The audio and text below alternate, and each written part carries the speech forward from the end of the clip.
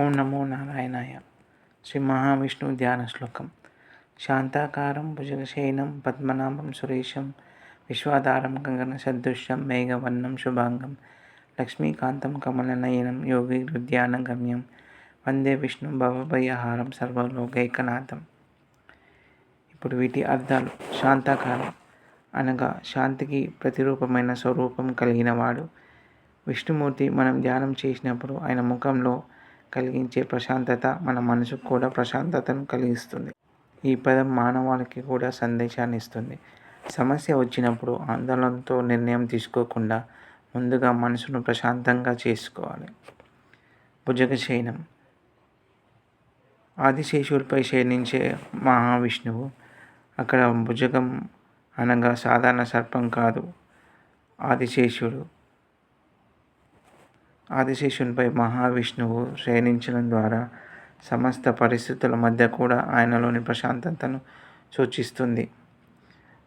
పద్మనాభం అనగా నాభి నుండి పద్మం ఉద్భవించినవాడు. ఈ పద్మం నుంచి బ్రహ్మదేవుడు ఉద్భవించాడని పురాణ సాంప్రదాయం చెప్తుంది. అందువల్ల పద్మనాభుడు సృష్టికి మూలాధారమైన విష్ణువు అనే భావనను సూచిస్తుంది. సురేశం దేవతలకు అధిపతి అయినవాడు, అంటే దేవతలందరూ కూడా ఆశ్రయించే పరమేశ్వర తత్వం. విశ్వాధారం అనగా ఈ సమస్త విశ్వానికి ఆధారమైన వాడు. మన జీవితంలో మనం ఎన్నో విషయాలను ఆధారంగా చేసుకుంటాం, కానీ ఆధ్యాత్మిక దృష్టిలో సర్వ సృష్టికి మూలాధారం ఆ పరమాత్ముడే. గగన సదృశ్యం ఆకాశంలా అనంతమైన వాడు.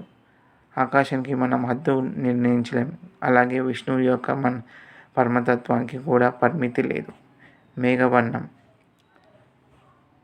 మేఘం లాంటి నీలి వర్ణం కలిగిన వాడు. అందుకే శ్రీ మహావిష్ణువును సాధారణంగా మేఘశ్యాముడు లేదా నీలం మేఘశ్యాముడు అని కూడా వర్ణిస్తారు. శుభాంగం ప్రతి అవయవం మంగళకరంగా శుభ్రప్రదంగా ఉన్నవాడు.